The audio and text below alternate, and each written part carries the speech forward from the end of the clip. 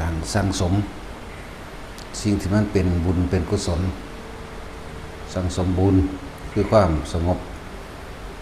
เย็นภายในใจแล้วก็เมื่อสงบภายในแล้วก็สงบภายนอกพร้อมบุญอันเกิดจากการให้ทานก็มีบุญอันเกิดจากการบ่เคยคิดทำร้ายเบียดเบียนให้ผู้ใดผู้หนึ่งเสียชีวิตและทรัพย์สินก็มีเรียกว่าละอกุศลออกเลื่อนว่าศีลเป็นพื้นฐานศีลนั่นแหละสิเป็นตัวอบรมเพื่อให้เกิดสมาธิจิตตั้งมั่นสมาธิก็จะเป็นตัวผลักดันให้ก็เกิดปัญญาเมื่อจิตมันตั้งมั่นมันก็สิรู้เห็นตามความจริงโดยธรรมชาติของมันได้แต่ว่าทั้งสามอย่างบ่ว่าสิศีลสมาธิและปัญญาสมาธิศีลสามอย่างนี่ก็ต้องอาศัยนุนเนื่องซึ่งกันและกันนะศีลอบรมสมาธิอบรมปัญญาอบรมสมาธิปัญญาอบรมศีลสามอย่างนี่ก็อย่างใดอย่างหนึ่งก็เป็นธรรมดาปัญญาคือการไขควรคิดพิจารณาหาเหตุผลของมันเพื่อให้สรุปลงตัวได้นะท่านเฮาก็เฮ็ดมามากแล้วทุกคนนะที่มาเนี่ยมหาท่านอันยิ่งใหญ่มหาท่านอันหาประมาณบ่ได้ก็คือทานชีวิตผู้อื่นคือการไม่ฆ่าสัตว์ไม่ทำร้ายเบียดเบียนให้ผู้ใดผู้หนึ่งเสียชีวิตและทรัพย์สินตลอดทั้งมนุษย์และอมนุษย์เรียกว่าไม่ฆ่าสัตว์ไม่ลักทรัพย์ไม่ประพฤติเป็นกรรมไม่โกหกให้ผู้ใดผู้หนึ่งเสียชีวิตและทรัพย์สินไม่ดื่มสุราและไม่ไล่หรือเครื่องดองของมึนเมาอันทำให้ก่อเกิดเสียสติบ้าใบหรือง่อยเปียเสียขาปัญญาอ่อนนี่แหละจังว่า เฮาก็อาศัยการได้ยินได้ฟังการได้ยินได้ฟังน่ะเป็นเหตุให้เกิดการคิดเป็นเหตุให้เกิดการเปรียบเทียบเป็นเกิดเหตุในการเห็นตามความเป็นจริงได้คือเหตุและผลเลยว่าปัญญานี่เมื่อเฮาเข้าใจแล้วแม่นสิมีโลกหน้าสิมีสวรรค์หรือสิมีนรกหรือบ่มีก็ช่างถ้าเฮาเข้าใจคำว่าศีลคือการไม่เบียดเบียนทำร้ายให้ผู้ใดผู้หนึ่งเสียชีวิตและทรัพย์สินโดยชีวิตปกติของคนทั่วไปอยู่น้ำบ้านก็สิบ่มีเรื่องเล่าร้อนก็สิบ่มีเรื่องกังวลก็สิบ่มีเรื่องยังให้สงสัยแล้วก็อยู่โดยปราศจากความหวาดระแวงใดๆทั้งสิ้นบ่ฮาดว่าต้องมีสวรรค์ต้องมีนรกก็ได้คิดเทียบเอาในปัจจุบันที่เฮาบ่เบียดเบียนไผเลยนี่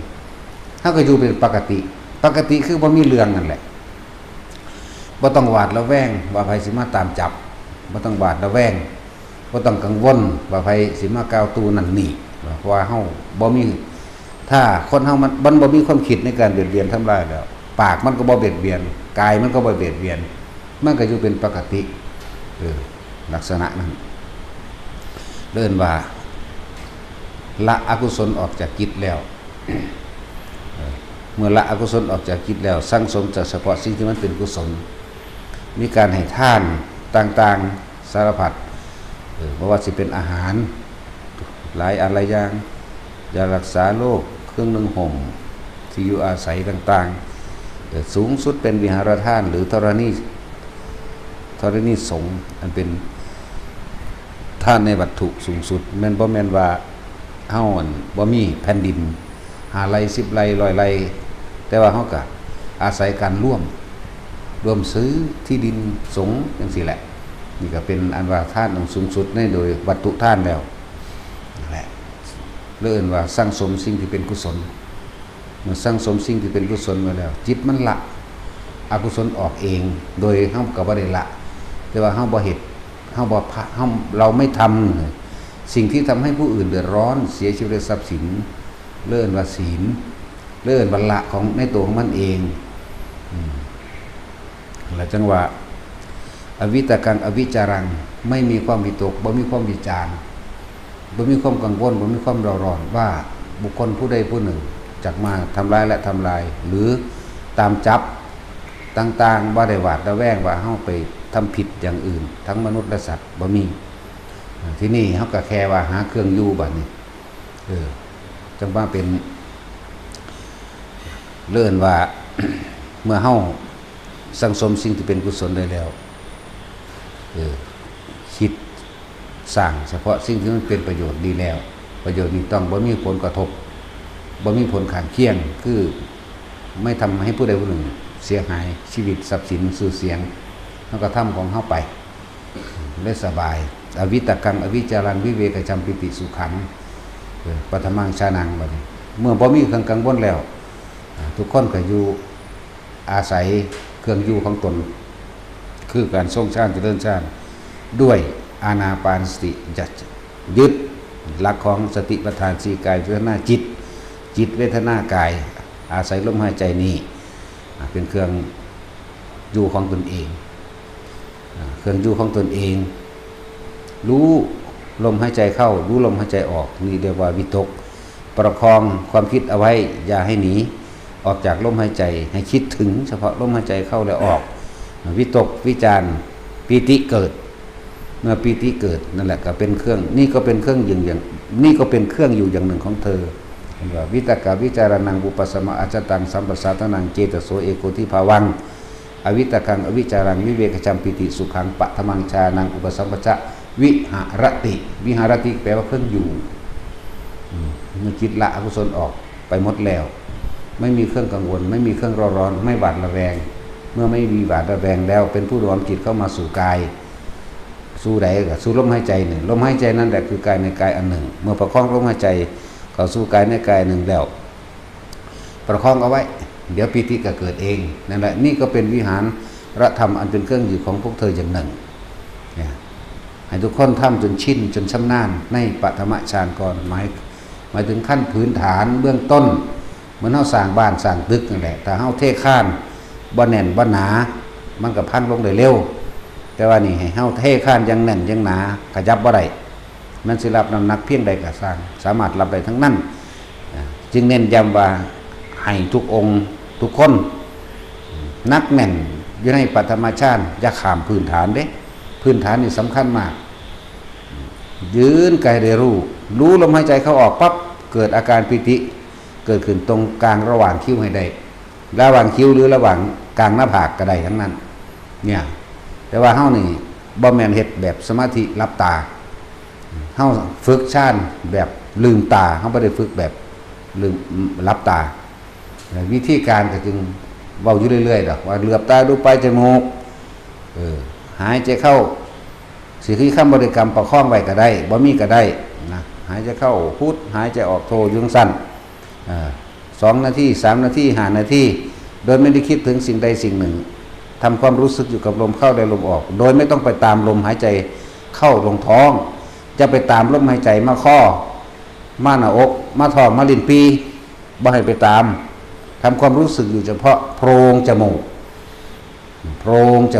เหลือบตาดูปลายจมูกทำความรู้สึกกับลมหายใจเข้าและออกแค่โพรงจมูกเดี๋ยวความรู้สึกอันหนึ่งนิ่มๆหน่วงๆนึบก็ขึ้นตรงกลางคิ้วบางคนก็ขึ้นกลางหน้าผากเลยบางคนก็ขึ้นกลางคิ้วเลิกเอิ้นซับโดยบาลีเนี่ยว่าอุณาโลมตรงกลางระหว่างคิ้วเรียกว่าอุณาโลมความรู้สึกนิ่มๆหน่วงๆความรู้สึกตึงๆความรู้สึกเย็นๆหมุนๆบางคนบอนๆนี่ภาษาบ้านเฮาบางคนก็ว่าเป็นต้นแต่กับความรู้สึกเดียวกันนี่แหละนะแต่ว่าภาษาออกมาสื่อภาษาออกมาว่าแบบนั้นยืนก็ให้รู้ได้เดินก็ให้รู้ได้รู้สึกตัวนี่แหละรู้สึกตัวนิ่มๆหน่วงๆตรงกลางคิ้วห้องนี่เองกลางคิ้วหรือกลางหน้าผากอะไรทั้งนั้นยืนก็รู้ลมกับความรู้สึกตรงกลางคิ้วหรือหน้าผากเดินก็รู้สึกลมกลางคิ้วกลางหน้าผากเหมือนเดิมความรู้สึกเดินยืนนอนนั่งจนทุกอริยบทใดอย่าข้ามถ้าบ่มั่นใจที่นี่เอาถ้าเดินไปยังบ่เป็นโดยปกติอย่าพึ่งกลับมาหาลมกับอุณหภูมิก่อนที่นี่จนถึงขั้นว่านึกเมื่อไหร่นึกนี่บ่แม่นคิดเอาเด้นึกถึงความรู้สึกระหว่างลมกับนึกนี่หมายถึงวึบเข้ามาลมเลยเด้วืดเข้ามาพร้อมกับอุณหภูมิเกิดขึ้นตรงกลางหน้าผากโดดก็ได้นี่นะนึกเมื่อไหร่ได้เมื่อนั้นทั้งยืนทั้งเดินทั้งนั่งทั้งนอนต่อไปปล่อยเลยบัดไม่ได้คิดถึงลมบ่ต้องนึกถึงลมเพราะว่าต่อจากนั้นมันสิเป็นของมันเองหมายถึงเฉพาะอุณหภูมิขึ้นเลยบานี้มันบ่ได้ผูกขาดอยู่เฉพาะอุณหภูมิตรงกลางคิ้วหรือว่าตรงกลางหน้าผากเด้บ่ได้ผูกขาด บางครั้งเฮาก้มดูปลายจมูกนิดหน่อยปั๊บเกิดขึ้นตรงกลางหัวเลยก็มีหนังศีรษะรอบหนังศีรษะเฮานี่นวดนุ่งนางไปคือเฮาเอามือเศร้าหัวเฮานี่แหละมันคือกับเป็นหมุนเหมือนกับลมหัวกุดน้อยๆหมุนอยู่กลางหัวก็มาหาจอมขวัญจอมกระหม่อมเฮานี่แหละเกิดขึ้นตรงกลางระหว่างคิ้วก็ได้เกิดขึ้นตรงกลางหน้าผากนี่ก็ได้กว้างๆเกิดขึ้นตรงกลางหัวก็ได้หรือจะเกิดขึ้นตรงกลางสมองก็ได้กลางอกก็ได้ลิ้นปี่ก็ได้ท้องก็ได้นี่เป็นชั้นที่สองเข้าใจว่าล่ะเรียกว่าขั้นที่สองนี่ก็เป็นเครื่องอยู่อย่างหนึ่งของเธอเนี่ยว่าอวิตตกังวิจารังวิเวกจำปิตุสุขังปัตมังอุปสัมจวิหารติบัดนี้ก็ปีติยาจะวิเลขาอุเบกขาโกบัดนี้มันก็จะขึ้นเฉพาะปีติ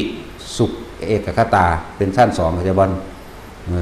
บัดนี้ปีติหายไปแต่ว่าก็จะมีอันหนึ่งที่สามารถดูได้จึงเป็นชั้นสามจากบ่สุขเอกคตาคำว่าสุขนี่เทียบเป็นภาษาคนสื่อที่จริงนั่นสุขได้จะเสมอด้วยความสงบไม่มีเลื่อนว่ามันสงบแบบบ่มีความคิดนี่เป็นที่สามนี่เป็นขันธ์ที่สามนี่เป็นขันธ์ที่สามเด้อส่วนขันธ์ที่สี่มันตัดกายออกหมดเลยมันจะบ่รับรู้ความรู้สึกใดๆทั้งสิ้นนี่เป็นฌานที่สี่จะบ่รับละสุขละทุกข์หายไปแล้วเป็นผู้มีสติรู้อยู่กับอุเบกขาคือความว่างตัดความรู้สึกทั้งร่างกายออกบ่ได้รับรู้ลดกินเสียงอย่างบ่มีความรู้สึกร้อนหนาวบ่มีหายไปหมดแล้วจะเฮาบ่นิยมแต่ว่ามันก็เวลามันเป็นไปของมันก็เป็นตัวนี้บ่ให้ไปสำคัญมันหมายอย่างกับมันในชั้นที่สี่เอาแค่1 2 3ถ้าเฮาชินแล้วในที่1ที่2ก็เป็นเองที่3ก็เป็นเองบานี้จะเทียบนะชั้นเรียกว่าอิทธิบาทหรือฌานภาวนาเนี่ยแบบนี้จะเทียบโดยลำดับของคำว่าสมาธิการสงบขั้นที่1ที่2ที่3ของฌานเรียกว่าคณิกะสมาธิจิตตั้งมั่นในขณะจิตตั้งมั่นในขณะปัจจุบันณขณะนั้นมันอาจจะเป็นของชั่วคราวเข้าใจป่ะล่ะ เป็นของชั่วคราวเริ่มกับคณิกะเป็นของอันนี้บ่ท่านได้เพราะว่ามันจะมีขันธ์ที่สอง เอามันก็เป็นนั่นนี่บัด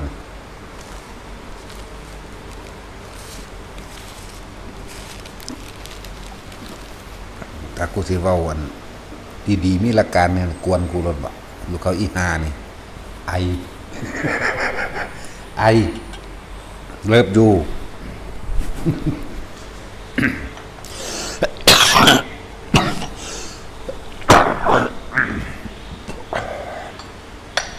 อย่าเพิ่งกวนกูไร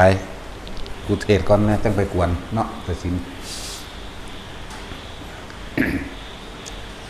ขั้นที่1นี่ใน1 2 3นี่กระช่างเครื่องอยู่ของเฮานี่ชั้นที่1ที่2ที่3มันเป็นเครื่องอยู่เรียกว่าเป็นคณิกะสมาธิเข้าใจบ่ความสงบในขณะนั้นหรือสงบชั่วครู่ชั่วขณะแต่ในคำว่าชั่วครู่ชั่วขณะนี่บ่แม่นแบบนั้นเด้มันเป็นแค่สื่อมันคือสื่อเมื่อจิตตั้งมั่นดีแล้วสงบในขณะนั้นดีแล้วนี่คอยตั้งมั่นต่อมานี่คำว่าอุปจารสมาธิเป็นขันธ์ที่2ที่จริงมันก็สงบดีอยู่ตลอดสงบไปตลอดแต่ว่าคำว่าอุปะนี่เมื่อจิตสงบเมื่อจิตตั้งมั่นอำนาจของสมาธิอำนาจของฌานกับว่าฌานสมาธิต่อมามันจะเกิดปรากฏการณ์ต่างๆเกิดขึ้นอย่างเช่นการเห็นภาพนิมิตต่างๆการเห็นภาพนิมิตต่างๆพวกภาวนาใหม่ๆสิบ่ขามตัวนี้ได้ส่วนมากเพื่อเอิ้นอุปะสิ่งที่อุบัติขึ้นท่ามกลางระหว่างความสงบความตั้งมั่นของจิตคำว่าอุปจารสมาธินี่เด้อสิ่งที่อุบัติขึ้นในระหว่างความตั้งมั่นของจิตในระหว่างที่จิตสงบเข้าใจบ่ล่ะนิมิต อาจจะเห็นภาพเปรตมั่งอาจจะเห็นภาพในอดีตมั่งอาจจะเห็นภาพต่างๆสารพัดที่เป็นเรื่องเป็นเล่าขึ้นมาอาจจะเห็นภาพที่เป็นแสงเป็นพระพุทธรูปที่มีแสงหรือเป็นเฉพาะแสงสว่างจ้าขึ้นมากับมีสีเหลืองสีขาวสีแดงสีเขียวใดทั้งนั้นหรือจะเป็นนิมิตเสียงจะเป็นนิมิตเสียงสวดมนต์พุ่มพำๆหรือเสียงคนพูดกันคุยกันมากน้อยก็แล้วแต่ของไผของมันที่รู้หรือนิมิตกลิ่นมีหอมมั่งมีเหม็นมั่งหรือทั้งภาพทั้งกลิ่นทั้งเสียงเบิดทุกอย่างยกตัวอย่างเช่นเขาเห็นภาพเปรตอาจจะกรี๊ดเห็ดเสียงบ่คือเห็ดเสียงเปรตมันวิดหนึ่งมีไก่เคี่ยงเลยเด่นนี่เพราะว่าคอยเป็นเปรตบันไดเรื่องโปรจักเป็นตะสัตว์นรกไปเลย เนาะแต่สินบ่คอยมีความอยากความโลภยังบันไดวิดขึ้นเม้นเด็กนี่พูดตัวอย่างในขันของคำว่าอุปจารสมาธิเด้ออำนาจจิตที่มันสงบลงดีแล้ว มันสิมีสิ่งที่อุบัติขึ้นทำกลางระหว่างความสงบเข้าใจบ่ล่ะนั่นแหละเป็นนั่นคือว่าอุปะคือสิ่งที่อุบัติขึ้นถ้าบุคคลที่ตั้งมั่นไม่สนใจนิมิตต่างๆที่เกิดขึ้นนิมิตภาพนิมิตเสียงนิมิตกลิ่นหรือแม้กระทั่งความรู้สึกอันมีปิติแทรกซ้อนขึ้นมากระชั่งบ่สนใจก็จะเข้าสู่คำว่าอัปปนาสมาธิอันนี้เอาสำหรับคนที่บ่สนใจคนที่ไม่นำสิ่งที่ปรากฏขึ้นมาคิดไม่ว่าจะเป็นภาพเปรตเสียงคุยกันหรือแสงสว่างหรือเห็นสวรรค์ต่างๆเห็นพระพุทธเจ้าเห็นพระสงฆ์เห็นเทพเทวดาเห็นสัตว์แปลกประหลาดต่างๆเชิญยงนงพญานาคนาคขุดค้นท่านกุมพันและสัตว์ประหลาดหลายๆอย่างแต่ไม่นำเข้ามาคิดพวกนี้สิเข้าสู่คำว่าอัปปะความสงบที่หาประมาณไม่ได้แต่อัปปนาสมาธิจิตตั้งมั่นไม่หวั่นไหวเข้าใจว่าล่ะนี่พูดถึงว่าผู้ไม่สนใจนิมิตต่างๆเด้อผู้ไม่สนใจแล้วเป็นอัปปะสมาธิแล้วเป็นจิตที่มันตั้งมั่นดีเลยเพราะว่าสิคณิกะอุปจาระนี่ถ้าไม่คิดมันก็เข้าสู่โหมดอัปปนาเองเห็นบ่ไม่นำเข้ามาคิดปรุงแต่งหาเหตุผลส่วนมากมันสิสงสัยเดี๋ยวก็ว่าญาติผู้ตายมาหามั่งเดี๋ยวก็ว่าเปรตมาขอส่วนบุญมั่งเดี๋ยวก็ว่าเทวดามาขอฟังธรรมมั่งเดี๋ยวก็ว่าพุทธเจ้ามาสอนมั่งเดี๋ยวพระสงฆ์นั่นนี่มาสอนนั่นนี่มั่งเด้แต่ว่าล่ะหลายอย่างนะพูดถึงนิมิต ถ้าคนบ่สนใจก็คือเป็นอัปปนาเองแต่ว่าจิตตั้งมั่นบ่หวั่นไหวเรื่องว่าจิตตั้งมั่นไม่หวั่นไหวนั่นแหละ เมื่อจิตตั้งมั่นบ่หวั่นไหวเป็นอัปปนาสมาธิบัดนี้สิประกอบกันกับที่เฮาถ้าสร้างฐานที่ตั้งให้จิตขึ้นมาอันหนึ่งที่เป็นกรรมฐานของเฮาอันหนึ่งหมายถึงเฮาจับจุดนั้นลงเป็นเบื้องต้นนั่นบ่ที่นี่คนที่นวงอยู่หน้าผากเรื่อยกระจังคนที่ขึ้นมาบนหนังศีรษะก็ตามกลางหัวสมองก็ตามหน้าอกลิ้นปี่ท้องน้อยกระจังเขาที่จับแค่ความรู้สึกเดียวอยู่จังสั่นแล้วจะมีสิ่งหนึ่งที่เอ่ยว่าผู้รู้เนี่ยตอนนั้นอาจจะเป็นผู้รู้ที่มีตัวตนอยู่เลยเอาความรู้สึกนี่แหละเป็นตัวรับประกันยืนยันตัวเองว่าตัวเองเนี่ยไม่หนีออกจากกายอาจจะว่าแท็กซี่ฟังดีๆเด้อไม่หนีออกจากกายยังไม่หนีความรู้สึกคนเฮาถ้ายังมีความรู้สึกนิ่มๆหน่วงๆตรงกลางระหว่างคิ้วหน้าผากบนหัวกระจ่างความคิดมันบ่หนีออกจากกายคนเฮาถ้าความรู้สึกนี้หายออกจากกายมันก็เป็นอุปะแม่นบ่เพราะว่ามันไปคิดถึงสิ่งที่เห็นหูที่ได้ยินนั่นบ่นี่หนีแล้วไม่ผ่านก็จะเป็นไม่ผ่านบ่ผ่านอุปะนะ บ่ผ่านอุปจารสมาธิ ถ้าไม่หนีเลยเด้ไม่หนีออกจากกายเอาสำหรับเอาสำหรับคนที่ว่าละนิมิตได้แล้วเป็นผู้บ่สนใจนิมิตแล้วนิมิตยังแล้วแต่มันสิเหมือนกับว่าสิมีคำว่าอุเบกขานี่เกิดขึ้นเป็นดุจดังว่านายประตูนายทวารย่ามจับผิดความคิดเจ้าของว่าเราจะคิดถึงสิ่งใดสิ่งหนึ่งหรือไม่คำว่าคิดถึงสิ่งใดสิ่งหนึ่งหมายถึงภาพนิมิตที่ปรากฏเสียงนิมิตที่ปรากฏกลิ่นที่ปรากฏหรือเรื่องเล่าต่างๆที่ปรากฏแม้กระทั่งความคิดที่จะไปคิดถึงที่บ่ปรากฏจังเกิดมันพุทธขึ้นแล้วก็ช่างหมายถึงความคิดที่พูดถึงบุคคลที่รู้จักบุคคลสัตว์สิ่งของและเรื่องราวต่างๆมันบ่ได้สนใจมันสิเหมือนกับอีกตัวหนึ่งเหมือนตัวรู้เข้าใจว่าตัวรู้นี่สิอยู่ระหว่างนี่ในระหว่างนี่ละเข้าใจว่าล่ะคำว่าตัวรู้หรือผู้รู้เด้อแต่ละผู้รู้อันนี้เป็นผู้รู้แต่ว่ายังมีตัวตนอยู่เด้ยึดตัวนี้ไว้ก่อน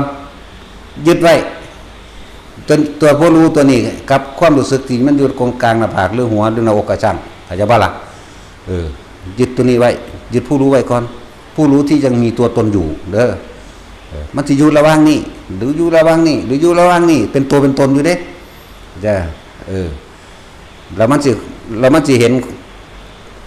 นิมิตต่างๆที่เกิดขึ้นแต่ว่าผู้รู้ก็รู้อยู่เหมือนกับว่ามันควบคุมมึงจะคิดเป็นน้ำมันเด้อมึงจะคิดเป็นน้ำมันเด้อนี่เอิ้นว่าผู้รู้มันยังยึดผู้รู้อยู่มึงจะคิดเป็นน้ำมันควบคุมกันไว้แต่ว่าเมื่อกำลังที่เต็มแล้วยึดตัวนี้ไว้เข้าใจว่านี่ควบคุมกันไว้ซะก่อนฮู้ว่าคิดกูบ่คิดนะมึงแต่ว่าหังฮู้อยู่เลิ่นว่ายึดผู้รู้ตัวนี้ไว้ซะก่อนผู้รู้อยู่นี่ละอยู่จังซี่ละหลังจากกำลังที่เฮาสั่งสมไว้ยืนเดินนั่งนอนแม้กระทั่งหลับก็รู้ตัวได้เข้าใจว่าล่ะมันสิเต็มของมันเองเมื่อมันเต็มของมันเองช่วงนึงที่เฮาอาจสิมีช่วงจังหวะที่สามารถอยู่ผู้เดียวหรือยังได้อยู่ผู้เดียวก็ได้หรือไปอยู่น้ำถ้ำน้ำผายังเป็นจังหวะนึงที่ตัวนี้มันอิ่มโตจังว่าจิตมันอิ่มโตผู้รู้มันอิ่มโตก็ว่าความเต็มของสมาธิก็ว่าสมาธิเต็มภูมิจังว่าสมาธิเต็มภูมิของมันเต็มภูมิทางสมาธิแล้วผู้รู้ตัวนี้จะหายไปเข้าใจบ่นี่ผู้รู้ตัวนี้จะหายไปรู้ที่ไม่มีตัวไม่มีตนตัวนี้สิบ่มีบัดนี้แต่ก่อนมันมีแม่นบ่ยังยึดเป็นผู้รู้อยู่เนาะต่อไปมันสิหายไปทีนี้สิ่งทั้งหลายนี่ที่ถูกรู้นั่นความคิดที่เกิดขึ้นรับพร้อมเด้ก็เลยว่ามันก็รู้เฉยๆของมันนั่นแหละรู้โดยบ่มีตัวบ่มีตนบ่มีตัวตนของผู้รู้อีกแล้วรู้แบบบ่มีตัวมีตนอีกแล้วแต่กี้มันรู้แบบมีตัวมีตนเหมือนกับมึงจะไปกูหูเทือนมึงอยู่ยันกันไว้นั่นบ่แต่ว่าตอนนี้ความคิดเกิดแต่ว่าเฮาบ่เป็นผู้คิดแล้วความคิดก็ขึ้นเอาเองพร้อมนั่นแหละสังขารมันขึ้นมาเองของมันสังขารขันธ์มันก็ทำงานของมันบ่มีอารมณ์เด้แล้วก็ปล่อยพร้อมมันแปลกอยู่เด้มันดับพร้อมแต่ว่ามันก็คิดอยู่นั่นแต่ผู้นี้ก็ดับไปพร้อมของมันนั่นน่ะคืออนันตริกสมาธินี่เป็นสมาธิตัวที่4เข้าใจบ่วัดสำหรับคนที่เข้าไปถึงแล้วสิฟังเรื่องนี้เข้าใจคนที่ถึงแล้วคนที่เป็นแล้วสิเข้าใจเห็นความคิดเกิดดับนึงได้บัดนี่เกิดดับนั่นได้เห็นอนิจจังเห็นอนัตตาเมื่อไรเราไปสำคัญมั่นหมายทุกอันละเอียดเกิดขึ้นเด้เข้าใจบ่เดี๋ยวเอาเฉพาะคนเดี๋ยวเอาเฉพาะหลักสูตรที่ว่าบ่สนใจหยังเลยก่อนบ่มีทุกข์เกิดขึ้นบ่มีความสำคัญมั่นหมายบ่มีเจตนามีตั้งแต่ความคิดก็คิดขึ้นเราเองจักมันมาแต่ทางใดเยอะแยะมากมายแต่ว่ามันก็รู้ซื่อๆรู้ว่างๆรู้เปล่าๆเห็นบ่ล่ะมันเป็นสื่อสมมุติซื่อๆได้ว่าจิตเข้าใจว่าล่ะที่จริงมันบ่มีเข้าใจว่าล่ะบ่มีหยังเสียเลยบัดนี้แต่ว่ามันก็รู้แบบบ่มีเจตนารู้แบบบ่มีความคิดจังว่ามีความคิดคือมีเจตนาแม่นบ่แต่ว่านี่ความคิดมันก็เกิดถ้าบ่เว้าว่าความคิดถ้าบ่เว้าว่าสังขารมันเว้าบ่รู้เรื่องกันได้นี่จำเป็นต้องเว้าเข้าใจว่าล่ะนั่นแหละ มันเลยว่ารู้ก็รู้เฉยๆรู้ว่างๆอยู่นั้นแหละนะรู้ก็รู้เฉยๆรู้ก็รู้ว่างๆแต่ว่ารู้โดยไร้ปราศจากตัวตนปราศจากผู้รู้ก่อนปราศจากผู้รู้เด้อยู่เอาตัวเว้าเรื่องทั้งในเลยเด้นี่รู้ความคิดนั่นแหละความคิดกับมันก็คิดเรื่องนี้เศร้าแล้วคิดเรื่องนี้หยุดแล้วก็คิดเรื่องใหม่เรื่องใหม่เรื่องใหม่เรื่องใหม่เลื่อนว่าเห็นความเกิดดับของสังขารนั่นแหละนี่จบสำหรับผู้อนันตริกะสมาธิแล้วจักว่าจบผู้นี้สิจบผู้นี้สิบ่ต่อหยังก็คือรู้ซื่อๆรู้เฉยๆรู้โดยปราศจากผู้รู้แต่ว่าล่ะบ่มีตัวบ่มีตนเลยเด้จบสำหรับผู้นี้เด้อเอาผู้หนึ่งบัดนี้ อันผู้มันบ่จบผู้มันบ่จบมันสิมาฆ่านำคณิกะสมาธิโอบ่แม่นอันอุปจาระอันบ่อำนาจของสมาธิเฮ็ดจิตตั้งมั่นดีแล้วอำนาจสมาธิอำนาจฌานต่างๆเช่นให้เกิดปรากฏการณ์ต่างๆที่เกิดขึ้นส่วนมากสิมาติดตรงนิมิตไม่อาจสามารถผ่าน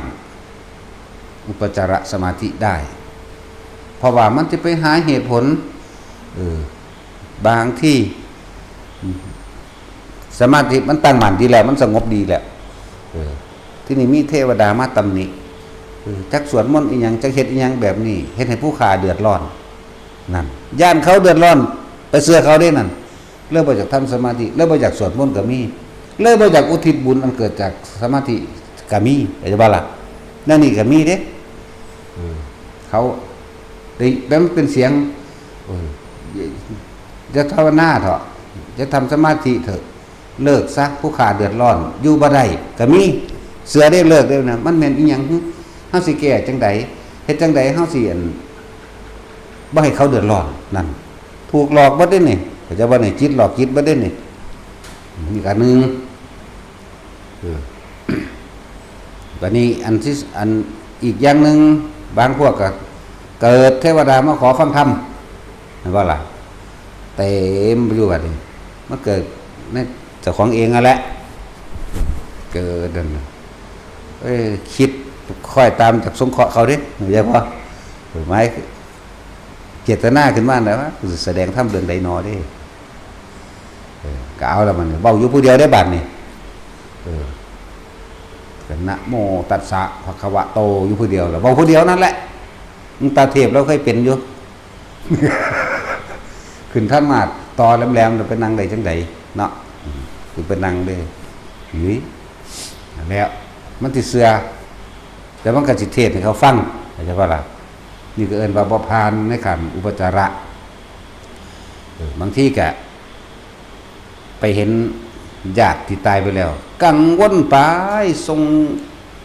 คิดอยากไปแก้ไขเรื่องราวต่างๆหรือคิดอยากซอยเขาไปเลยได้ถูกหลอกหมดนะไม่ใช่เรื่องจริงจักอย่างเด้อบางทีก็เห็นพ่อแม่ที่ตายไปแล้วว่าร่างกายเศร้าหมองว่าใส่เสื้อผ้าเปื้อนเลือดมั่งหรือตกนรกที่เห็นแบบนรกใหม่เลยกีกันเลยจังสินะคิดออกไปน้ำผุนจนภาวนาบ่ได้หมดเด้นั่นแหละพวกอันวิปลาสเรียกว่าเรียกว่าสติวิปลาสเห็นผิดจากความเป็นจริงก็ว่าไปนั่นที่กะมีเสียงเขาคุยกันพุ่มพัมสองคนเอียงหูฟังดินี่เลยเพิ่นเอิ้นว่าแทรกแซงหรือว่าส่งจิตออกนอกเข้าใจว่าล่ะเนี่ยเอิ้นอีกนึงที่ว่ามันเป็นหยังก็บ่ผ่านขันนี้เพราะว่าเฮาไปสนใจอันอื่นเฮาบ่สนใจความรู้สึกมันเลยขึ้นอัปปนาบ่ได้มันเลยขึ้นหาตัวผู้รู้ที่เป็นตัวเป็นตนซะก่อนบ่ได้เข้าใจว่านี่แต่รู้อันนั้นรู้บ่มีตัวบ่มีตนเด้รู้แบบบ่มีหยังเลยเด้แปลกประหลาดคือหยังเด้อย่างหนึ่งเด้อบางที่ก็แสงสว่างว่าก็เก็บมาไว้ในใจไว้แต่ถามผู้นั้นผู้นี้คือหยังผีบ่โป่งบ่เห็นบ่พวกโป่งบ่แสงหยังแสงถ้ำบ่ที่พากันแล่นเอาอยู่นั่นน่ะมันก็เห็นแต่เจ้าของผู้เดียวนั่นเด้นั่นแหละพูดถึงว่าแสงสีเขียวสีเหลืองสีแดงสว่างคือเฮาเดินจงกรมอยู่นี่สารพัดแต่มันสิมามันวนอ้อมหัวตัวเฮาจำปูมือวนอ้อมเฮาก็เดินไปของเฮาแต่เฮาบ่สนใจมันหูจักแล้วอย่างว่านี่ สิตะกี้ก็เป็นอยู่สนใจอยู่มาเข้ามาเอากูมาฆ่าอย่างเห็นอีหยังกูก็สิเก็บไปทุกอันบ่ฟังให้เข้าใจเด้อเห็นอีหยังก็สิเก็บเข้ามาหาเหตุมาหาผลมาหาคำตอบมาหาสรุปมายืนยันมาตัดสินคือนั่นคือนี่เป็นนั่นเป็นนี่ทุกอันนั่นบ่เข้าใจว่าล่ะแสงนั่นแสงนี่เทวดาตัวอันนี้ตัวเนาะจันก็เลยว่าเห็นอีหยังก็สิเก็บเข้ามาคิดทุกอันนั่นบ่ได้ยินเสียงหยังก็สิเก็บเข้ามาคิดทุกอันนั่นบ่ได้กลิ่นหยังก็สร้างสิเก็บมาคิดอีหยังกับมันนะนั่นแหละรูปรสกลิ่นเสียงสัมผัสความรู้สึกทางกายเฮาจักบ่ก็สิคิดทุกอันนั่นบ่คิดว่าเหตุผลกับมันเกิดขึ้นจากหยังเป็นหยังร้ายหรือดีผีหรือคนผิดหรือถูกบุญหรือบาปควรทำอย่างไรเห็นบ่คนที่ติดข้างคาอยู่นี่ออกบ่เป็นฟังไว้ดีๆเด้อพวกภาวนาอีหลีมันมีอยู่เด้พวกซ้ำนึงก็เพราะซ้ำนั้นแหละแต่พวกภาวนาจริงๆสิไปฆ่าติดมึงนี่เมื่อเข้าสู่อุปจารสมาธิจิตก็สงบตั้งมั่นแล้วแหละที่เรียกว่าอุปะนี่หมายถึงสิ่งที่อุบัติขึ้นท่ามกลางระหว่างความสงบนี่ฟังดีๆรอดไปก็ดีมันจะไปฆ่าคือว่าเปรตว่าโอ้ยอันลุงป่าเอาตายไปเป็นเปรตห้องก็กิ๊กอยู่เฮ็ดจังไดเนาะสงสิแก้ได้เนี่ยมาทำมันว่าล่ะเฮาก็แค่ให้กุศโลบายซื่อๆแต่บ่เฮ็ดจังซั่นมันบ่สบายใจบางอย่างเฮาก็แก้แบบนั้นเด้แก้แบบเอาได้หนึ่งท่านแล้วอุทิศไปเด้อบัดนี้ด้วยความสบายใจคลายกังวลมันก็หายไปเองเด้ที่จริงมันบ่มีเรียกว่าล่ะมันบ่เป็นคือมันแก้นิสัยหรือแก้ความวิตกกังวลของแต่ละคนบางคนก็แก้ง่ายบางคนก็แก้ยากบางคนก็ต้องใส่กุศโลบายอย่างหนึ่งไม่เหมือนกันบ่เป็นมาตรฐานอย่างว่าล่ะแก้ไปแต่ละคนบ่เป็นมาตรฐานเด้อ สิมาเอาตายตัวว่าคนทั้งเบิดสิต้องอย่างนี้เท่านั้นอย่างอื่นไม่จริงไม่ใช่บ่แม่นนะบ่ได้แก้เหมือนกันแต่แก้คนละแบบบางคนก็เป็นคนฟุ้งซ่านยังก็บ่ลงบ่หยังเล็กๆหน่อยแลนมาถามนี่แหละคือต้องแก้ไปทีละอันสำหรับคนฟุ้งซ่านมากสำหรับคนที่ทิ่มเร็วก็แก้ง่ายทีเดียวก็หายเลยแบบนี้บางทีก็เห็นแสงดุจดังว่าพระจันทร์เต็มดวงแต่ลอยเข้ามาใกล้ๆต่อกับลูกฟุตบอลมั่งใหญ่กว่ามั่งแล้วแต่สิเป็นไปเด้อสีเขียวสีเหลืองสีแดงหรือเดินจงกรมอยู่นี่แต่ว่ามันสามารถสว่างเห็นทางได้จริงๆเข้าใจป่ะสว่างบักใหญ่เลยสัมผัสลม16 นิ้ว18 นิ้ว20 นิ้วพุ่นล่ะสว่างเฮาก็เดินเห็นเฮาก็เห็นทางจริงๆเลยเดินไปเดินแต่เฮาบ่สนใจจังว่าเห็นก็คือเห็นบ่สนใจให้ความหมายอิหยังกับมันบ่ให้คายอิหยังกับมันเลยไม่ให้ค่าไม่สำคัญไม่มั่นหมายไม่หาเหตุเมื่อไม่หาเหตุทุกข์ก็เกิดขึ้นมาได้เพราะไม่มีผลรองรับว่าเป็นทุกข์ไม่สงสัยแล้วเรียกว่าข้ามนิวรณ์ว่านิวรณ์ที่จริงสิเอาตัวใดตัวหนึ่งขึ้นกันกามฉันทะหรือกามานิวรณ์บ่พอใจความพอใจในรูปเสียงแล้วก็วิจิกิจฉาความสงสัยส่วนมากกับตัวสงสัยขึ้นมาก่อนเบิดถ้ามีความกังวลนะเรื่องใดเรื่องหนึ่งคำว่านิวรณ์คือกังวลสงสัยเรื่องใดเรื่องหนึ่งทั้ง5อย่างอยู่ด้วยกันหมด แต่เฮาสงสัยอันใดหนึ่งบ่ลงโตโอ้สิไปเอาคำตอบจากไผน้อเด้เนาะมันพอใจสิเอาคำตอบนี่กามนิวรณ์บ่กามนั่นแหละบัดนี้ก็ทีนิทะบางที่บางอย่างก็เห็นอีกอย่างก็เกิดกูคือสิบ่มีวาสนาเลยเนาะเลื่อนว่าบาลีเพิ่นแปลไว้ว่าในเลยว่าง่วงเหงาหานอนหรือเสื่องซึมแม่นบ่ที่จริงทำให้ท้อถอยพร้อมเรียกว่านี่คำว่าอุทจักกุกุจักนะเฮ็ดให้เสื่องซึมเหงาเหมือนกับว่าท้อแท้เด้อ่อนแอเรื่องอื่นเสื่องซึมท้อแท้อ่อนแอง่วงเหงาหานอนอันมันแปลหน้าเดียวนึงเด้นั่นเฮาสิแปลรอบโลดแหละสงสัยนั่นสงสัยนี่บ่ได้คำตอบยังตามหาครูบาอาจารย์มั่งนั่นนี่มั่งให้เพิ่นไปแก้ให้เนาะบางทีก็ว่าโอ้กูบ่มีวาสนาเด้อันนั้นแหละอุทจักกุกุจักก็ดีบางทีก็เป็นทีนมิทะได้บ่ ง่วงเหงาเฮานอนเนาะทีมินิตาเนาะอุจานี่ฟุ้งซ่านรำคาญหงุดหงิดเนาะเมื่อบ่ได้คำตอบก็เลยเกิดกลายเป็นความฟุ้งซ่านรำคาญหงุดหงิดเมื่อฟุ้งซ่านรำคาญหงุดหงิดแล้วหลายมื้อเข้าหลายวันเขาก็เลยต่อเนื่องกันเป็นความง่วงเหงาบ่แม่นง่วงเหงาเฮานอนเสื่องซึมท้อถอยบ่ล่ะนั่นแหละเป็นจังซั่นถ้ามีความสงสัยตัวใดตัวหนึ่งหาอย่างที่ว่านิวรณ์หานี่อันเดียวกันเบิดมันสิหมุนใส่กันเบิดคือมันเป็นก้อนเดียวกันเป็นก้อนเดียวกันอย่างซั่น มันกับมือเฮานี่แต่ว่านิ้วชี้แต่มันบาดก็ว่ากูเจ็บมือโลดบ่ได้ว่าเจ็บนิ้วเนาะโอ้ยเจ็บมือเด้แต่ว่าหลังมือบาดก็ว่าเจ็บมือคือกันฝ่ามือบาดก็เจ็บมือนิ้วก้อยบาดก็ว่าเจ็บมือเฮ็ดบ่ได้เนาะบัดนี้จังมาแยกวันนี้โปสิกังนั่งก้อยเนาะจังซั่นแหละเหมือนถ้าหาย่างเนี่ยกำเขากำปั้นเขาก็เป็นอันเดียวกันเบิดเจ็บมือเฮ็ดบ่ได้คือเว้าโดยรวมแม่นบ่บ่ได้ว่าเจ็บนิ้วก้อยนะนิวรณ์ก็เหมือนกัน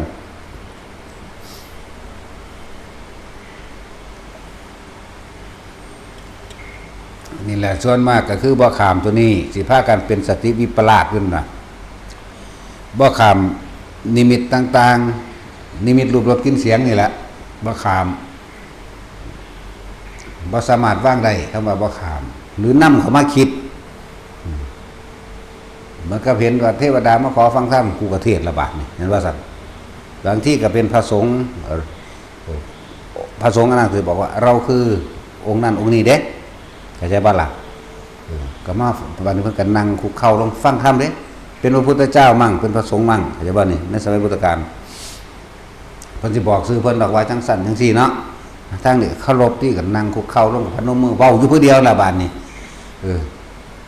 ผู้นิมิตนั่นก็สิเว้าเธอเข้าใจไหมสิเข้าใจพระเจ้าข้าเธอจะสำคัญข้อความนี้เป็นไฉนฟังตั้งผู้นั้นก็สิเทศน์มาทั้งนี้ก็ฟังตอนนี้มีการตอบคำถามกันเด้อย่างนั้นพระเจ้าข้าเด้เอาระบาดนี่เฮาก็เห็นอยู่นี่เอาระบาดนี่เอาได้เนาะกูว่ะเบิ่งไปนี่คือจะสนใจนิมิตต่างๆอันเป็นนิมิตรูปรสกลิ่นเสียงนิมิตรูปรสกลิ่นเสียงเอาไปต่อยอดเอาเองเด้ผู้ใดเจอแนวใดก็คือต้องเข้าใจว่าเพิ่นบ่ให้นำมาคิดแต่ว่าล่ะแต่คิดคือสนใจใครอยากรู้ว่าคืออะไรผิดหรือถูกร้ายหรือดีผีหรือคนควรทำอย่างไรจริงๆก็คือว่าไม่ควรทำอย่างไรอยู่กับความรู้สึกตัวเลยบ่ต้องเฮ็ดหยังอีกแม้มันจะเกิดผียางมากบางที่เป็นคือจังพญายมบาลนี่ดิบ่แม่นยมบาลนายโรงพยาบาลเน็บเตียวโคกผ้าแดงถือหอกมาก็เห็นโลดแต่ว่าบ่แม่นก็เห็นโลดแบบนั้นมันก็ปรากฏขึ้นมาของมันเองมันเป็นของมันแบบนั้นเฮาก็บ่สนใจสินำเข้ามาคิดแต่บ่นำเข้ามาคิดแล้วก็เฮ็ดหยังเฮาบ่ได้เด้เข้าใจบ่ล่ะถ้าเขาไม่คิดก็เฮ็ดแล้วซอยแหนมสิฆ่ากูเลยละบาดนั่นแหละมันเฮ็ดคือจังซี่เอามาแทงเฮานี่เด้หอกเดียวเด้บ่เป็นสามงามคือในภาพเด้เฮาก็เห็นในจังซี่บางทีก็ถือดาบบางทีก็ถือหอกบางทีก็ถือโซ่เด้แล้วแต่สิเป็นไป แต่เฮาบ่นำเข้ามาคิดจักอย่างที่ว่ามานี่แม้กระทั่งเป็นพวกนาคใหญ่พวกงูใหญ่ๆงูมีงอนพวกนี้แต่ก่อนเฮาสิภาวนาหลับตาหลังจากนั้นจังมาเริ่มแบบลืมตาบัดนี้หลับตาแล้วลืมตาให้มันเป็นหนึ่งเดียวกันให้ได้มันเหมือนจริงคือหยังนี่เด้เดินไปนี่เอาจักสิอยู่ไสล่ะย่างไปนี่มันสิซ้ำต้นข้าวนั่นแหละหมายถึงรอบตัวของมันใหญ่งูมีงอนสูงกว่า2 เมตรเห็นหัวพะโวงอนแดงพะเวอกลางเว้นได้นี่กลางเว้นได้นี่มีซ้ำเสานี่แหละนี่ใหญ่กว่านี้จักหน่อยซ้ำเสาตาบางแง่บ่โรเพ่งใส่เฮาเด้เฮาก็ย่างคือทางเฮาสิย่างไปนั่นแหละนี่คือเฮาย่างจับจุดอุณหภูมิหรือเดินทำความรู้สึกตัวได้นี่รู้สึกตัวตอนเฮารู้สึกตัวอยู่ระหว่างทำกลางอกได้นี่เฮา าก็ย่างกลมไปเงยหน้าขึ้นแต่ว่าความรู้สึกตัวนี่บ่ออกเพราะว่ามันบ่คิดเอามาเว้าที่หลังให้ฟังซื่อได้นี่มันสิอยู่ตรงทางที่เฮาสิเดินไปตรงหน้านั่นแหละเฮาก็เดินไปเลยบ่ได้คิดหยังพามันเลยเข้าใจว่าล่ะพาไปเลยคือบ่มีหยังเกิดขึ้นนั่นแล้วถ้าคิดก็ตกใจแล้วคนก็ว่าอันนั้นดุอันนี้ร้ายตัวแม่นบ่ถือว่าโอ้ที่ตรงนั้นแข็ง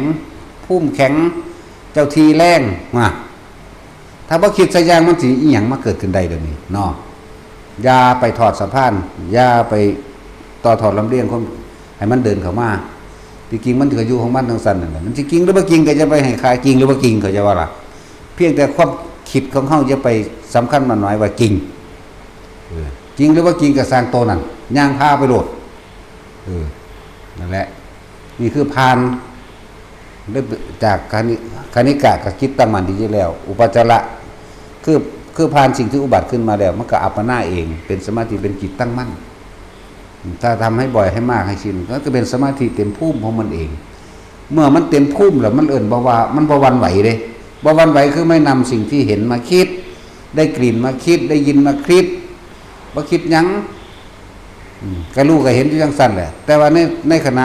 เริ่มต้นแรกรู้ก็รู้มีโตมีตนอยู่แต่เป็นผู้รู้นั่นแหละ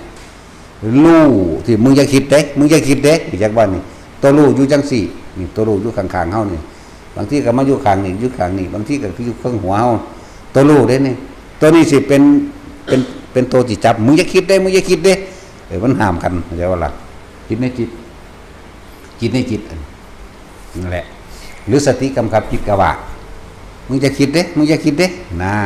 นี่เปรียบเทียบซื่อๆเด้ที่จริงมันก็รู้ในหันแหละนั่นแหละมันเลยเกิดยังขึ้นบ่ได้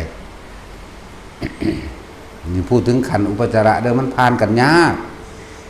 ที่พวกใดว่าภาวนากูเคยไปเห็นอย่างอยากเห็นเถอะเห็นแล้วมันยากคืออย่างนี้เด้มันยากต้องไปหาคำตอบว่าคืออะไรต้องทำยังไงมันจะเอาคำตอบเหมือนบ่ล่ะอันนี้คืออะไรต้องทำยังไง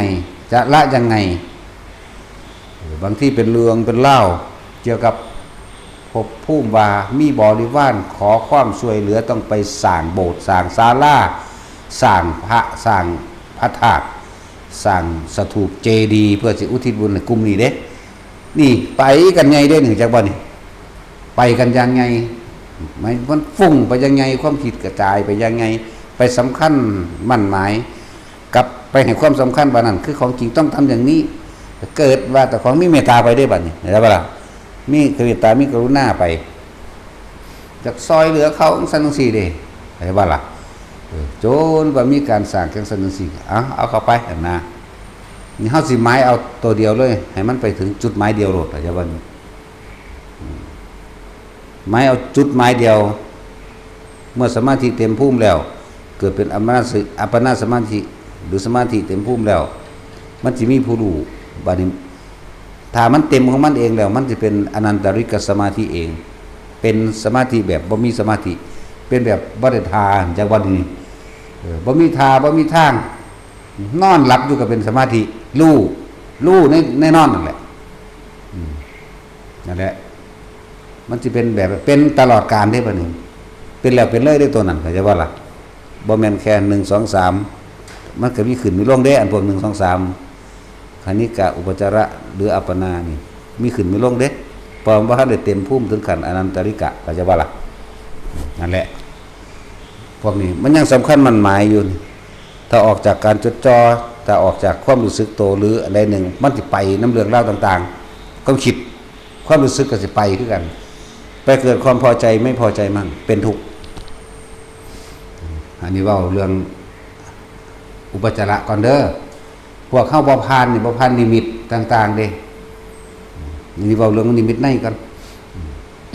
หลายอย่างในสมัยพุทธกาลก็มีกันพระองค์หนึ่งเพิ่นสินั่งสมาธิอยู่ริมสระดอกแต่เพิ่นก็รู้เห็นนิมิตต่างๆนั่นนี่มาหลายอย่างนั่นแหละแต่ว่าอีกพระองค์หนึ่งผู้เพิ่นบรรลุแล้วสูงกว่าแล้วหมายถึงเพิ่นเป็นอรหันต์แล้วอีกผู้หนึ่งเนี่ยแต่ว่าผู้นี้ยังสำคัญว่าแต่ของเป็นพระอรหันต์เด้ ไปเห็นนั่นนั่งอยู่ริมบัวนั่นแหละเกิดเห็นแสงสว่างนั่นนี่นั่งบ่ได้คิดน้ำมันเดสันเห็นบ่แสงสว่างก็บ่คิดและเข้าใจว่าเจ้าของนั่นบรรลุอรหันต์โดยอาศัยว่าแสงนั่นแหละเป็นเครื่องรับประกันตัวเองก็เที่ยวเว้าอวดนั่นนี่อยู่อวดส่วนพระที่เป็นหมู่กันน่ะกัลยาณมิตรหมู่กันที่เป็นอรหันต์แล้วเพิ่นก็บอกว่าท่านอย่าสำคัญมั่นหมายว่าตัวเองเป็นอะไรอย่าให้เป็นความสำคัญมั่นหมายว่าตัวเองเป็นนั่นเป็นนี่อันที่พวกท่านเห็นหมายถึงแสงสว่างต่างๆนั่นเป็นของหลอกขอท่านจงมองข้ามอย่าดึงเข้ามาอย่าคิดเข้ามาอย่านำเข้ามานะให้รู้ให้เห็นไปเฉยๆก็ยังบ่เชื่อเพิ่นก็เลยไปคือว่าละเขาเจ้าก็มีฤทธิ์มีเดชเขาเจ้านำแน่เข้าใจเลยไปเนรมิตผู้หญิงผู้หนึ่งไว้ในทำการดอกบัวใบบัวแหละอย่าว่าล่ะให้ผู้หญิงเพิ่นฟ้อนติบ่ใส่เสื้อผ้าเด้หรือทำท่ายั่วยวนนั่นแหละนั่นในเมื่อไปคิดสำคัญมั่นหมายในแสงสว่างได้เห็นบ่ก็ไปคิดสำคัญมั่นหมายให้ความสำคัญกับรูปผู้หญิงได้เกิดราคะเกิดมารู้สึกตัวนึงโอ้ยผมพลาดท่าแล้วนั่นลักษณะนี้เลื่อนบาปพานอุปจาระ บางคนมาฆ่าอีหลีเดนั่นมันนิมิตต่างๆตามหาหรือไปแก้นั่นนี่ก็ว่าไปหลายโพดที่เขามาหาเฮาผมต้องไปเอาบริวารผมรู้หมดนั่นแหละผมบ่ฟังก็มีดูก็รู้ก็มีแนวนี้นั่นมันไปฆ่าแค่นั้นเองเด้น่ะมันบ่ปล่อยมันบ่ว่างหาเงินหาทองบ่ได้ที่เอาไปหาเห็ดต้องไปแก้เอาบริวารนั่นแหละใช่ว่าอะไรแท็กซี่อย่าเพิ่งไปแก้มันท้อให้มันไหลอารมณ์เสียก่อนเถอะจังว่ากันแนวนั้นเนาะ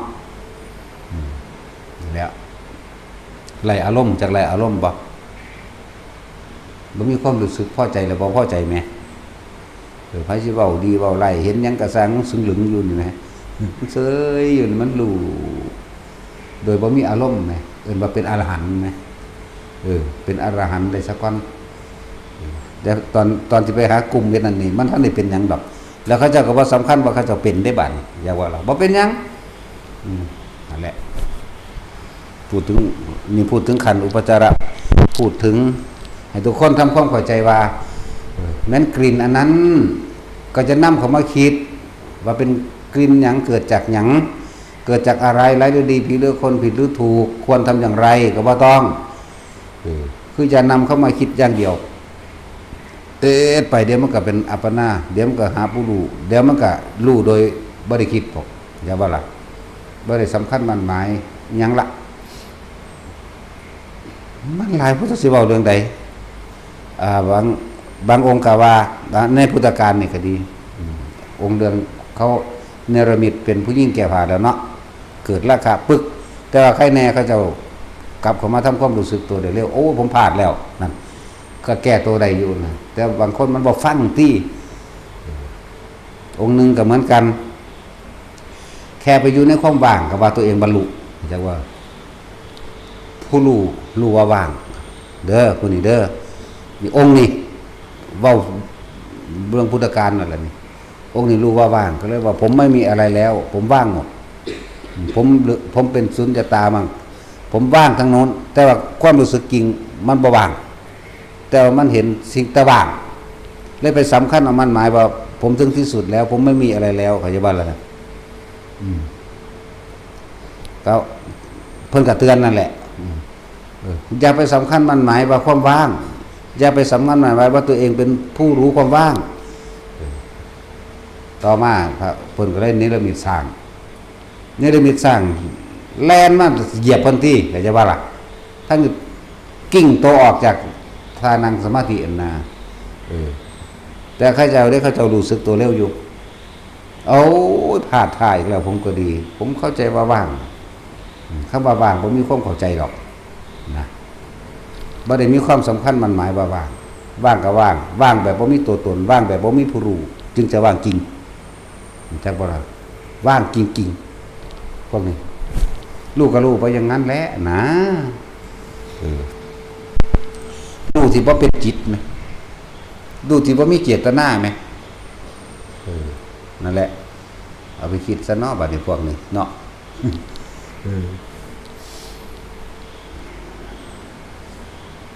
เว้าประสบการณ์อันนึงคือหลายดอกบ่อันนึงดอกคือเฮานั่งอยู่โขดหินเนี่ยบ่ได้นั่งท่าใดเด้นั่งตะนึงซื่อๆธรรมดาตะนึงประมาณ100 เมตรนี่เขาดังไฟเขาจุดไฟคน 3-4 คนก็บอกกันพุ่มพำเวลาไฟมันเหมือนจะดับเขาก็เอาด้นฟืนนั่นน่ะจุกันชนกันปั้วไฟก็แตกขึ้นเขาก็ลุกขึ้นเฮาก็เบิ่งอยู่จังซั่นล่ะบัดนี้เฮาลองคิดว่ากูย่างไปหาเขาก็น่านี่เฮาก็ย่างไปหาเขามีความคิดออกทำงานแล้วนี่อันตะกี้มันก็อยู่จังซี่นี่เฮาย่างไปมันก็ไปจังซี่เลื่อนไปเด้บ่แม่นว่าเฮาสิไปถึงได้เข้าใจว่านั่นแหละอันนี้เฮาทดลองทดลองเบิ่งเฮากลับขึ้นมามันก็ขึ้นมาจังซี่เฮาเดินไปธรรมดามันต้องเห็นกันจังซี่อันนี้บ่ไปจังซี่เลยขณะคู่ขนานไปเลย1 3 ครั้ง4 ครั้งแล้วก็เข้าใจดีก็กลับมานั่งสบายๆเสียงเว้าก็ดังขึ้นแล้วก็ฟังชัดถ้อยชัดคำพร้อมจะเฮาบ่สนใจคือเฮาสิรู้เรื่องเบิดนั่นแหละแต่เฮาบ่ได้เข้าไปให้ความหมายหรือให้ค่าหยังกับเขาเห็นบ่ล่ะนี่ก็เรื่องนึงเรื่องงูใหญ่ลงมาจากผู้กับบักใหญ่ซ้ำถังแดงพุ่นเด้ถัง200 ลิตรพุ่นเด้ความใหญ่มันเว้ยยาวจากแหวน100 เมตรพุ่นแล้วเพราะว่ามันลงมานี่มันหักขานขวาเฮานี่ตรูดไปฟื้อไปเสียงมันไปเรื่อยนั่นน่ะนั่นแหละว่ายวัน100 เมตรพุ่นแล้วพ่อโวมาเอาหัวมาตุซะก่อนเด้อยากว่าล่ะนั่งนี่บ่แม่นนั่งสมาธิแบบท่ามันเด้ธรรมดานั่นแหละนั่งเอาขาไกวกันไปซื่อๆกับมือประสานกันเล่นธรรมดามือก็ติงงงักด้วยก็ติงมือก็ติงมันก็ตุจนว่ารู้สึกว่ากายเนื่องออกมาหมดเด้ทางบ่แม่นเนื่องแห้งๆเด้มันก็รู้ไปเลยเฮาก็รู้สึกตัวอยู่นี่ก็รู้ใช่ป่ะล่ะที่มันเนี่ยนั่งเอามือประสานกันธรรมดานี่แหละบ่สามารถสิทาหยังดอกจนว่าตัวเอียงมาจังซี่ก็เอียงก็รู้เนี่ยรู้ไปสุดบางหางมันวันสำคุบเข่าพุ่นเด้บ่ธรรมดาเด้แต่ว่าบ่แม่นของจริงเด้อยากว่าล่ะนั่นแหละก็รู้ซื่อๆนี่รู้โดยบ่คันรู้โดยบ่คิดเด้นี่นั่นแหละฟังบ่เข้าใจไปฟังซ้ำแล้วซ้ำอีกเด้อแต่ละคนแล้วคนที่เป็นจังสิได้จังสิถึงจริงๆนั่นน่ะจึงจะเข้าใจจริงๆจึงจะเข้าถึงจริงๆคนที่เป็นเด้คนที่บ่เป็นสิคาดคะเนเอาใช่บ่ล่ะนั่นแหละแต่ว่าสำหรับพวกเฮานั่นเอาแค่ว่าอย่าหนีออกจากความรู้สึกตัวซะก่อน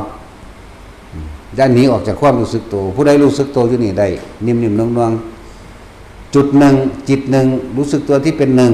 ณจุดเดียวผู้อยู่หน้าผากก็อยู่ไปผู้อยู่กลางหัวก็อยู่ไปผู้อยู่กลางอกก็อยู่ไปอย่าหนีออกจากความรู้สึกตัวเป็นพ่อเมื่อสมาธิเต็มภูมิเข้าสู่นันติกะมันจะเป็นของมันเองเข้าใจบ่ล่ะผู้รู้นี่หายไปสิ่งทั้งหลายที่ถูกรู้ก็รู้เฉยๆมาถึงความคิดเข้าใจบ่ล่ะมันสิบ่สนใจแล้วเรื่องภายนอกนี่ภายนอกคือเฮาเห็นกันเดี๋ยวนี้เฮาเห็นบ่คิดเด้อเข้าใจบ่ล่ะเขาเว้าเรื่องใดเฮาก็รู้นำเฮ็ดนำคุยนำใดคือกัน แต่ว่ามันเบิดเจตนาในการที่สิจุดหมายหรืออารมณ์บ่มีล่ะไปนี่แหละนี่เว้าเรื่องภายในนำแน่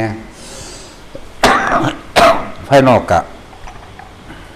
ภายนอกกับภายในก็เสมอกันนะเพราะมันนั่งผมมาคิดเหมือนกัน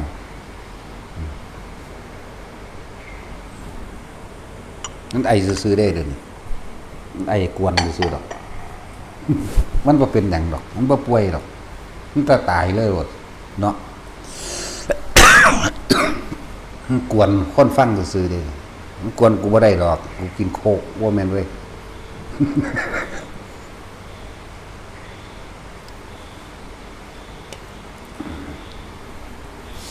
การกินยาก็กินแค่ว่ามันแก้ปวดซื่อๆเด้บ่ได้กินให้หายเด้ก็จะว่าในปัจจัย4นี่อาหารก็กินไปซื่อบำบัดความเจ็บแสบท้องซื่อมันบ่ มันมีภาระอยู่หนึ่งขันธ์ทั้ง5พระราหเวปัญจขันธาเนาะก็เหลือแต่ร่างกายนี่นึงได้มันคือเฮากินข้าวเฮาก็บ่ได้สำคัญว่าต้องบำรุงเหมือนว่าธรรมดายารักษาโรคมันบ่รักษาหิแมงดอกแค่ว่ามันแก้ปวดว่าแต่มันบ่ปวดมันอยู่ได้เบิดแต่โรคมันสิวางได้ก็สร้างแม่มึงเนาะเครื่องนึงห่มก็เหมือนกันก็ห่มๆแม่งซั่นแหละเพราะว่าได้ปลาหำเนาะตาสิน ห่มๆแม่งซั่นแหละบ่ได้สนใจว่าสิสวยสิงามสิเนื้อผ้าดีละเอียดแล้วนั่นนี่ดอกที่อยู่อาศัยกับพ่อกันร้อนกันหนาวของร่างกายใดซื่อๆเด้กันเหลือบกันยุ่งกันหินเขาก็อยู่แบบนั้นเลยวันอยู่ว่างๆอยู่ว่างๆหมู่ภิกษุสงฆ์เฮาอยู่ในความรู้สึกในกายโลดบ่ต้องไปอันใดทั้งสิ้นถึงเวลามันเป็นของมันเองสะสมไปเรื่อยๆเด้เวลาเป็นเองดอกเฮาบ่ได้บังคับให้มันเป็นไอ้พวกอยากเป็นนั่นที่พวกสำคัญว่าเป็นนั่นที่สำคัญว่าเป็นนั่นใดกูก็ได้ไปปัวยามนั้นเนาะแต่สิเฮาเพียงใดผู้พวกนอนอยู่โรงพยาบาลนั่นแหละมันเสื่อนิมิตมันบ่ฟังความเฮาเลยกับอีกอย่างนึงคือว่ามันก็เหมือนกับการกระโดดมันข้ามขันเข้าใจว่าล่ะพวกที่เรียกว่าสติวิปราชแต่ว่ามันก็หายอยู่ดอกช่วงที่เฮาไปบอกว่าให้มันบ่ฟังเฮาเด้มันสิฟังสิ่งที่มันหูมันเห็นมันได้ยินมันเด้มันเป็นเสื้อภายนอกมันเด้เป็นเสื้อสิบ่มีตัวตนนู่นน่ะจักว่าล่ะบ่แม่นผียิงดอกนั่นแหละก็เลยว่าให้ทุกคนนั่นน่ะพื้นฐานให้มันแน่นจักสิว่าได้แล้วพื้นฐานมันแน่นก็เลยเนาะบางคนมันก็ข้ามขั้นได้แบบฟุกไปจับเอาฟุกเหมือนกับว่า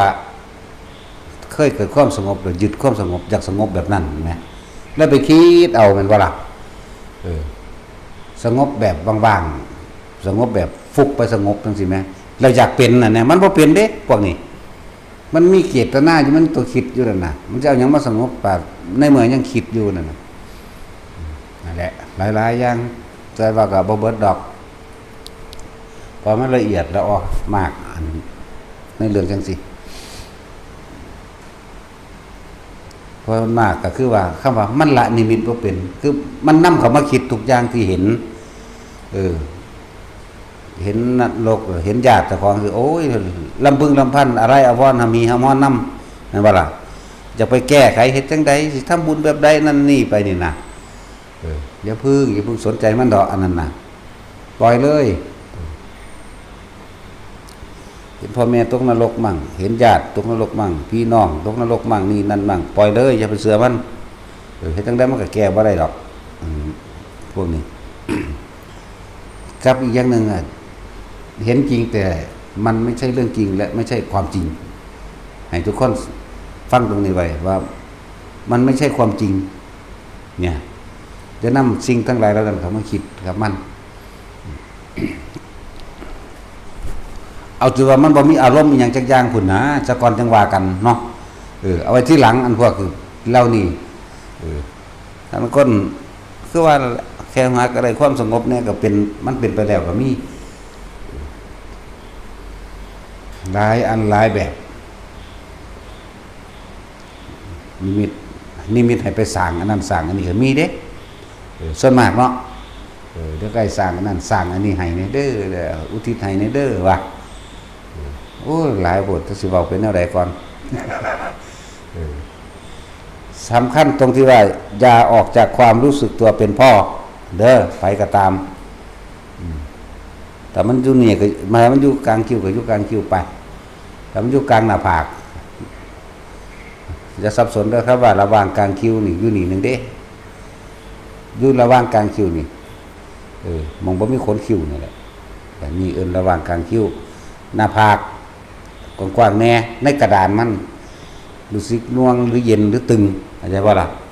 บางคนก็ขึ้นบนหัวน่วงหรือตึงหรือเหมือนกับยังเนิบหนาบนะบางคนก็ลงกลางสมองยุคนี้บางทีก็เห็นหัวกะโหลกเห็นแสงสว่างเห็นแสงปั๊บออกจากนี่คือระหว่างคิ้วเฮาออกมาจากคืบนึงก็จะสนใจ ไม่ว่าอะไรจะเกิดขึ้นอย่าออกจากความรู้สึกตัวคำว่าอย่าออกคืออย่าคิดอย่านำสิ่งที่เห็นมาคิดอย่านำสิ่งที่ได้ยินมาคิดอย่านำสิ่งที่ได้กลิ่นมาคิดแม้นอันนั้นเป็นตะนำแท้ๆกับยาน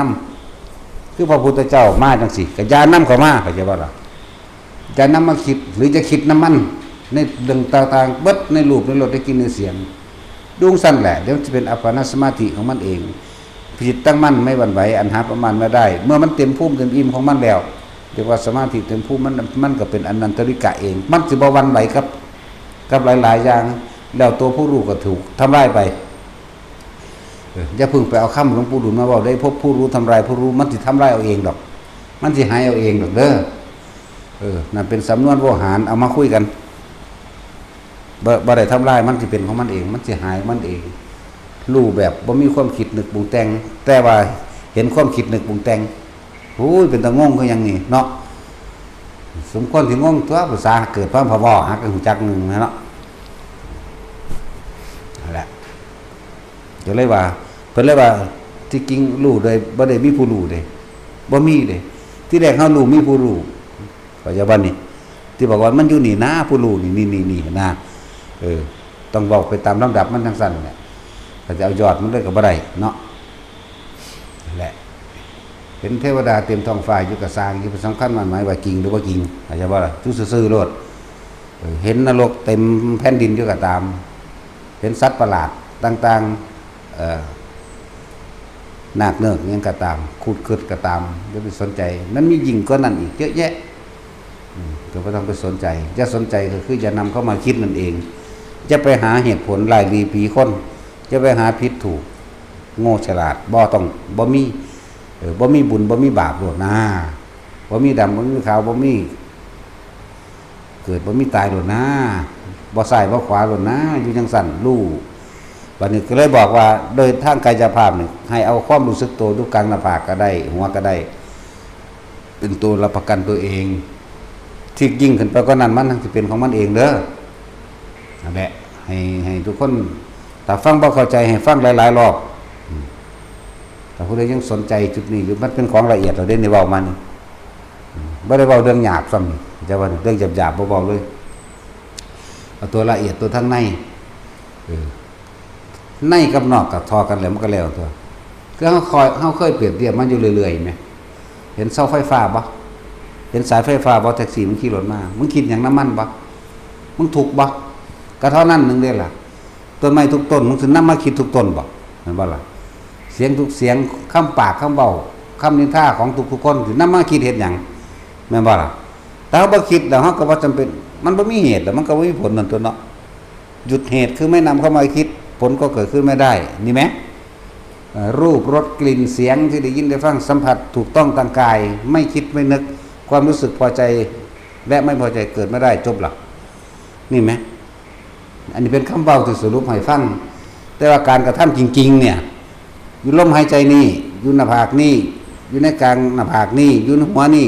ความรู้สึกเด้นี่ตัวจริงมันอยู่นี่เด้ตัวนักปฏิบัติบ่แม่นตัวไปคาดคะเนเอาจากการได้ยินได้ฟังได้อ่านมาแล้วสรุปเอาต้องอย่างนี้เห็นบ่ล่ะบ่เลยนั่นมันเป็นอดีตอนาคตปุ๊บที่เขาเอานำมาบอกมาคิดปัจจุบันรู้สึกตัวนี่แหละยืนยันอยู่ในตัวรู้สึกตัวก่อนเด้อไผก็ดีนั่นแหละเอาสมาทาน